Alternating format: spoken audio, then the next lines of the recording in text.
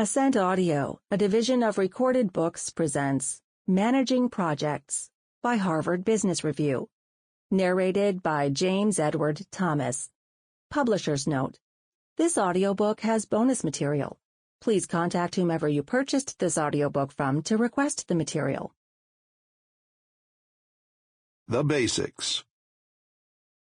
To begin with, let's talk about what a project is and what project management is all about.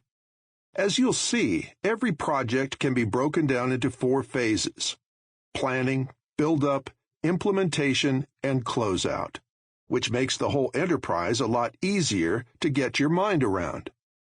You're likely to encounter bumps along the way, so we'll also touch on how to handle the most common problems.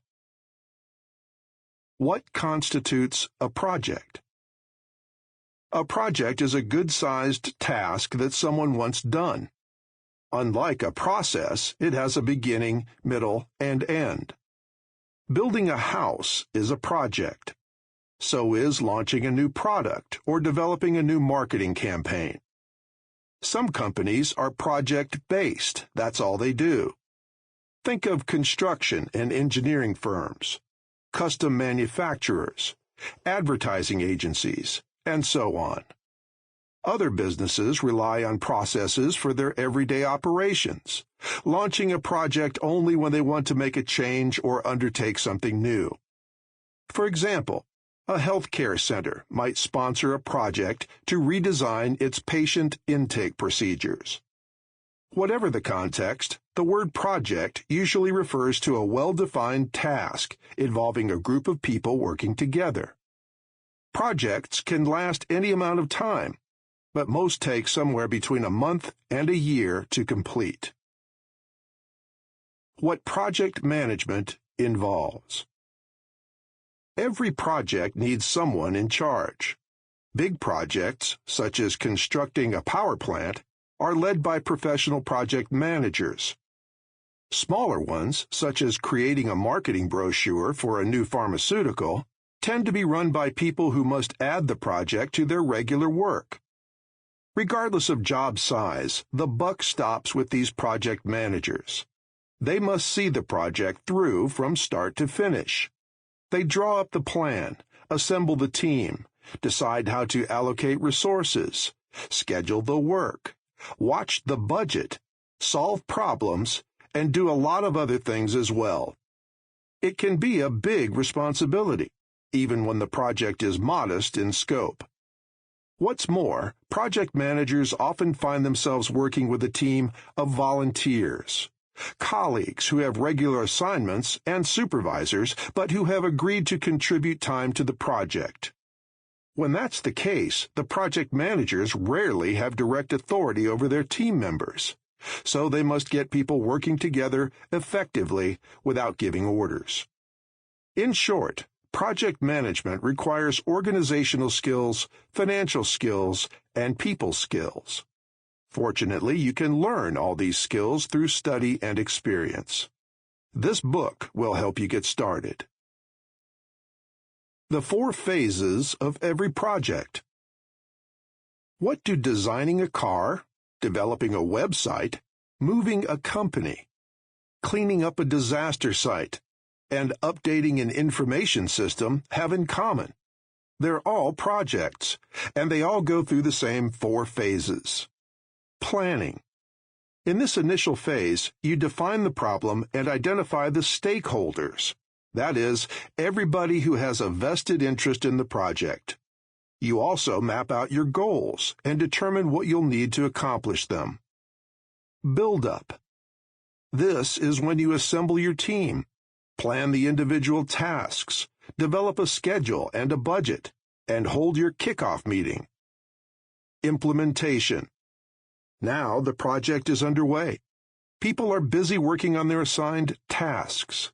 You're holding regular meetings, monitoring the schedule and the budget, and preparing regular reports. Oh yes, you're also resolving the many unexpected issues that inevitably pop up. Closeout. The project is complete. Your job is to hand it off to whoever will be responsible for the final product or the new process. You review the team's accomplishments and lessons learned, and you prepare a final report. Each phase has its own set of goals, activities, tools, and skills. As a project manager, you'll articulate the goals, prepare your team to carry out the activities, and use each set of tools and skills as needed. See Table 1. Even though each phase is different, you'll find yourself returning to tasks from earlier phases. For example, you typically begin the planning phase with a ballpark figure for your budget and an estimated completion date for the project. Once you're in the build-up phase, you begin to define the details of the project plan. These details give you new information, so you revise the budget and schedule accordingly. This doesn't mean you're moving backward. You're just incorporating what you've learned into the overall plan. You're seeing more of the big picture with each step you take. Planning your project. The first phase in managing a project is to make an overall plan. Usually this involves just 5 steps.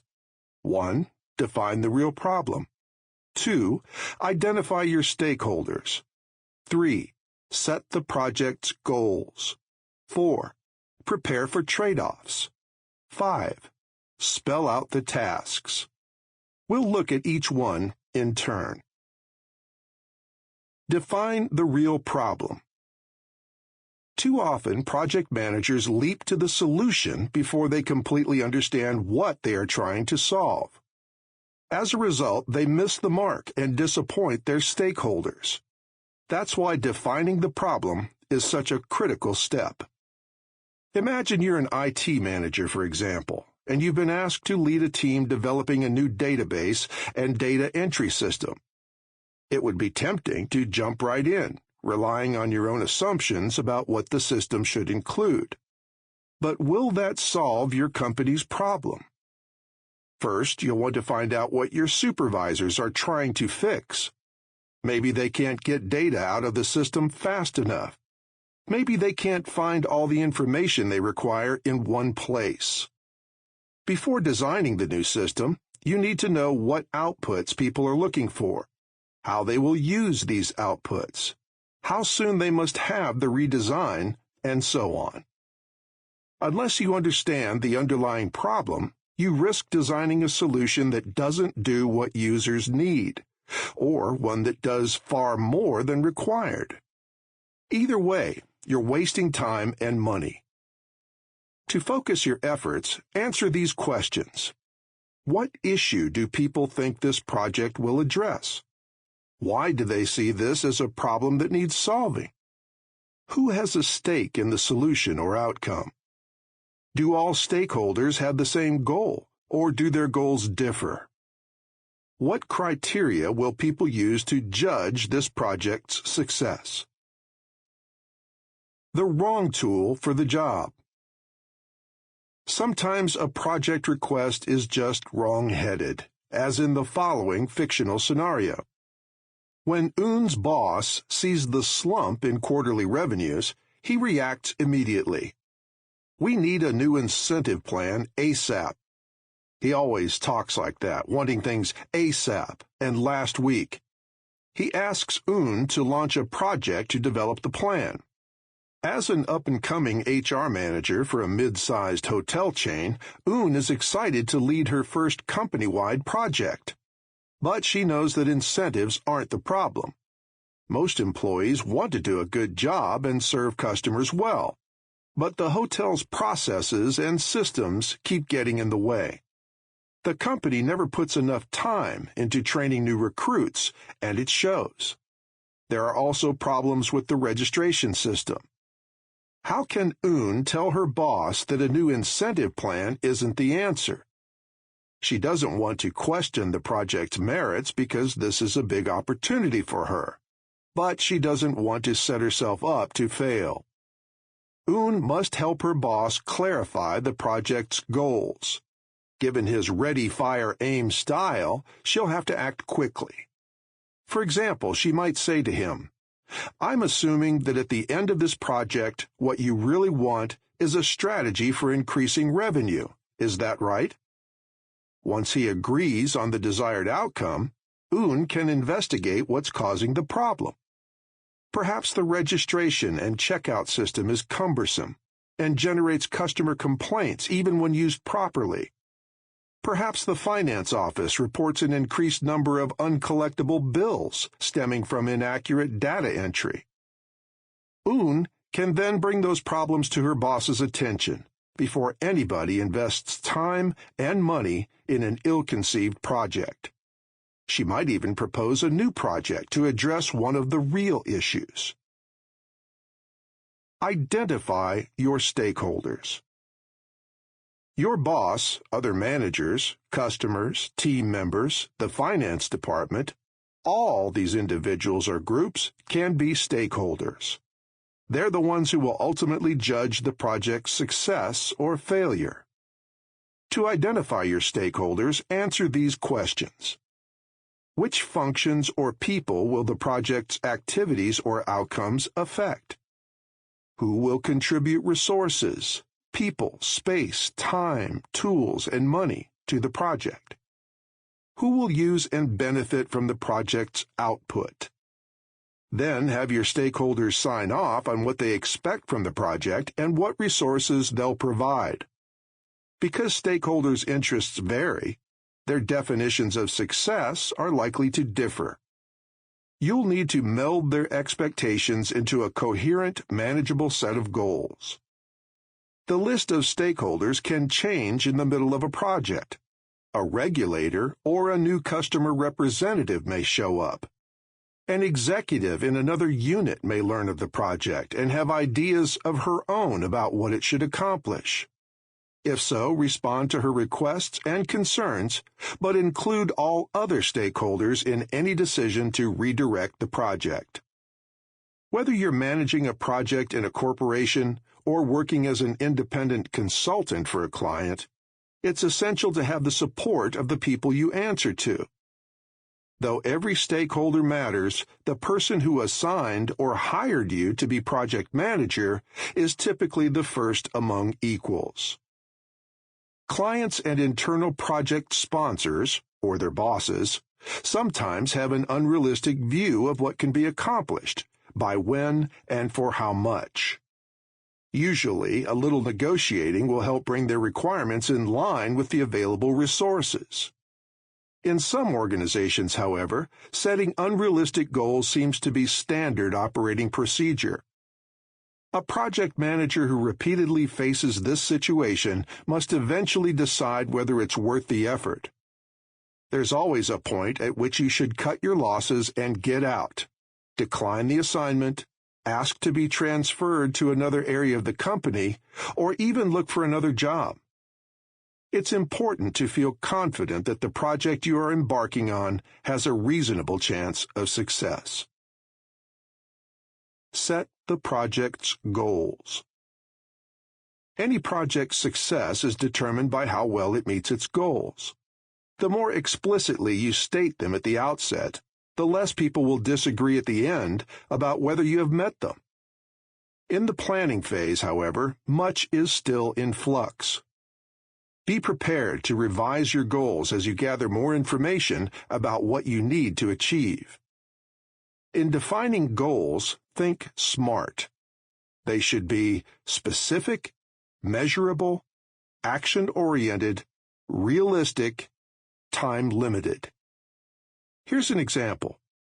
Over the next 4 months, the Healthcare Benefits Task Force of United Products HR Department will come up with a new benefits plan.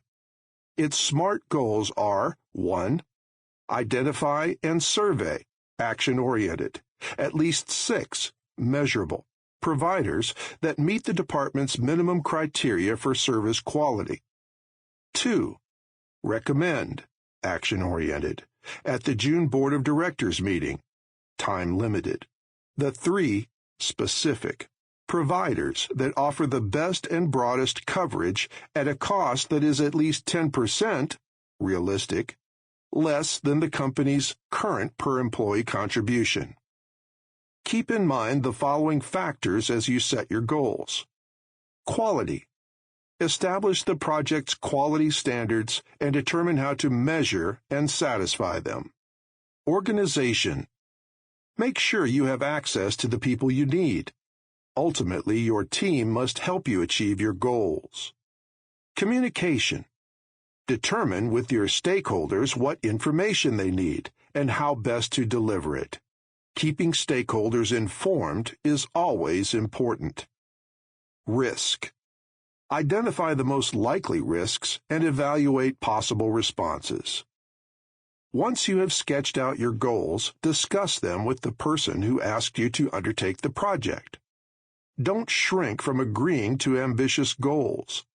Just make sure you'll get the time, people, and money necessary to reach those goals. The success of the initiative is quantified with measurable goals. In those goals, I highlight the ways in which the support of executive management is required for success of the project.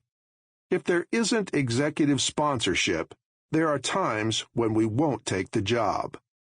Beth Chapman, Engagement Manager. Prepare for trade-offs.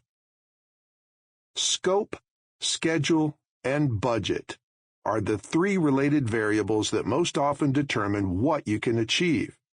The basic formula is scope equals schedule plus budget.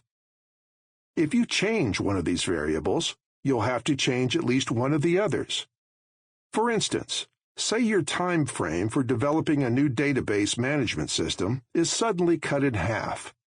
Now you must either employ a lot more people, increasing the budget, or deliver a system with fewer features than planned, reducing the scope. Most trade-offs aren't so dramatic. They happen frequently in the ordinary course of a project. In software projects, lead designers usually work directly with end users to discuss functionality, budget, and timelines. In construction, architects and engineers meet regularly with customers to discuss possible new features and their implications for the schedule and the budget. Remember that a less ambitious or even lower quality product is not necessarily a bad thing. The key is to establish a level of quality or functionality that meets the needs of the end users and fits the budget and scheduling requirements. Knowing from the start which of these three variables is most important to each stakeholder will help you make appropriate trade-offs. It's give and take. Everybody understands budgeting. They will be willing to give up functionality in exchange for a reduced budget or speedier delivery. They have a feel for what they have to sacrifice to get something else.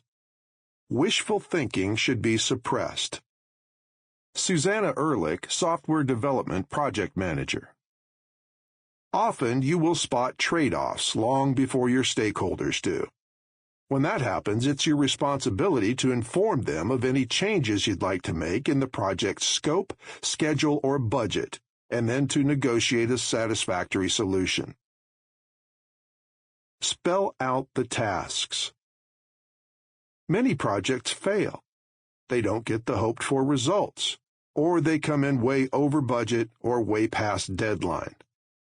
Often the roots of failure lie in the planning stage. The project manager overlooked a significant part of the necessary work, for example, or grossly underestimated the time and money required. One tool that can help you avoid such unfortunate outcomes is a Work Breakdown Structure, or WBS. Work Breakdown Structure, Sample Planning Document. Develop a Work Breakdown Structure, WBS, to ensure that you do not overlook a significant part of a complex activity or underestimate the time and money needed to complete the work. Use multiple pages as needed. Describe the overall project. The overall project will migrate 3 web servers and 2 databases to a new physical data center. The project requires that 5 new servers be provisioned in the new data center. These servers will mirror the production servers existing in the old data center. The new servers will be built to the same specifications as the old ones. They will run the same applications and have the same content. Once implemented, the new equipment will be tested to confirm functionality. The sites will have a cutover and go-live date. Finally, the old equipment will be decommissioned and reabsorbed into inventory. Major task: obtain equipment. Level 1 subtasks: purchase 3 web servers and 2 databases. Ship equipment to new data center. Level 2 subtasks: cut PO and order servers. Alert data center that equipment is slated for arrival. Subtask duration: 7 days. Major task: provision and implement equipment. Level 1 subtasks: physically install hardware. Load operating systems. Load applications. Mirror content to new servers. Level 2 subtasks: rack and cable new equipment in data center and ensure physical and network connectivity. Load base level operating systems for web and database servers. Load application level software, including web server software, database applications, and any required dependencies. Copy configurations from production sites. Transfer to new servers and load appropriately. Subtask duration: 8 days. Major task: test equipment. Level 1 subtasks: test machines. Level 2 subtasks: ensure network connectivity, as well as web and database access functionality and integrity. Subtask duration: 2 days. Major task: go live with new equipment. Level 1 subtasks: cut over to new production site. Check data and content integrity. Level 2 subtasks: switch web and database access to new sites. Run a series of predetermined tests to ensure that data is accurate and that any updates since mirroring have been captured and applied as necessary. Subtask duration: 2 days. Major task: test again. Level 1 subtasks: let sites burn in for 24 hours and check integrity once again. Level 2 subtasks: run series of tests once more to ensure that updates and logging are functioning correctly. Subtask duration: 1 day.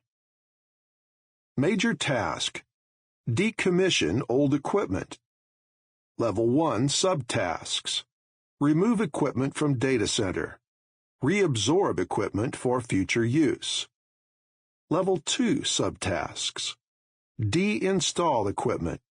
Erase software and content. Ship equipment back to inventory. Subtask duration: 2 days. A WBS shows the scope of project work. You use it to develop estimates, assign personnel to tasks, and track progress. The underlying idea is to subdivide each complex activity into the smallest units possible to make the work more manageable. It isn't hard to create a WBS. You just ask what must be done to accomplish each major task in the project. Keep asking this question until you've broken everything down into components or tasks that you don't want to subdivide further. Estimate how long it will take to complete each of these smaller tasks and how much each will cost in dollars and person hours. As a rule, you'll stop subdividing tasks when you reach the point where the work will take the smallest unit of time you want to schedule. If you want to schedule to the nearest day, for instance, break down the work into tasks that take at least a day to perform. A WBS typically consists of 3 to 6 levels of subdivided activities. The more complex the project, the more levels it will have. Generally speaking, no project should have more than 20 levels, and only an enormous project would have that many. Estimating the duration of a task isn't always simple or straightforward, but you'll get better at it as you gain experience. In the meantime, base your estimates on the average expected time to perform a task, not on hopes or prayers. Don't allow them to become firm commitments at this stage. When you talk to stakeholders about your estimates, share all the assumptions and risks that you've built into them. Here in the planning phase, don't worry too much about the sequence of activities. You'll take care of scheduling later in the build-up phase. For now, use the WBS to create the framework you'll fill in once you have a better sense of your staff, budget, and time constraints. Padding your estimates is sometimes an acceptable way to reduce risk. If you take that route, however, do it openly and tell your stakeholders why. For example, you may base an estimate on receiving certain products within a 2-week window. Make that expectation clear. Explain what the costs of a late arrival would be, and add those to your estimate if you think it's a likely risk. Thoughtful planning yields a rough estimate of how many people and what skills you'll need. You'll also have a good idea of how long the project will take. The plan is the foundation for the build-up phase, which we'll cover next. Building up your project. With your plan in place, it's time to get the project underway. In the build-up phase, you'll follow these steps. 1. Assemble your team. 2.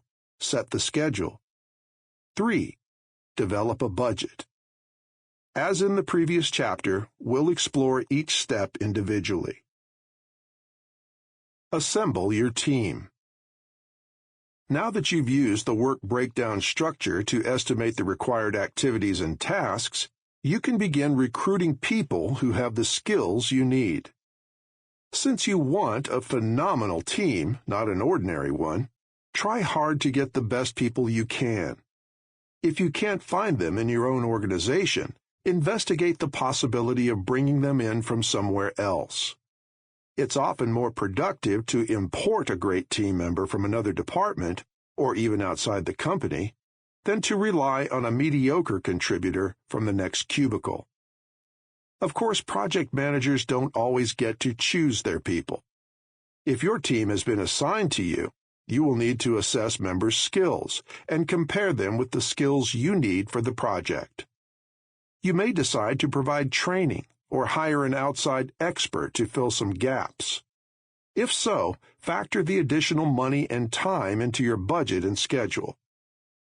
Picking a good team is about picking qualified people who like working in a group. And I like giving people chances, breaking them into new jobs. I see the potential in the people and help them move up the ladder. A lot of people in my position see the potential, but they don't want to take the risk. But I'm willing to. Jennifer Sargent, film and video producer.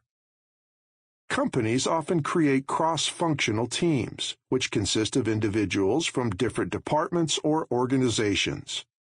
Leading a group like that can be tough, especially when members haven't worked together before. As the project manager, you're responsible for integrating their efforts. But your team members must understand how to manage their own parts of the project, and they must all be willing to work as a group. Herding cats. How hard can it be to lead a project team? Consider the following fictional but all too common scenario. When Brett first launched the PR campaign for his company's new product line, he loved the creative energy in the air.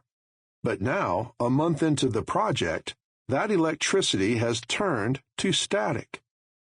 Kelly and Joe are designing speeches and press briefings that don't seem to fit together. They keep asking Brett for lists of speakers. When he says they should line up the speakers themselves, they complain that they have too much other work to do. Meanwhile, the marketing people are demanding information that Brett. Sample complete. Ready to continue?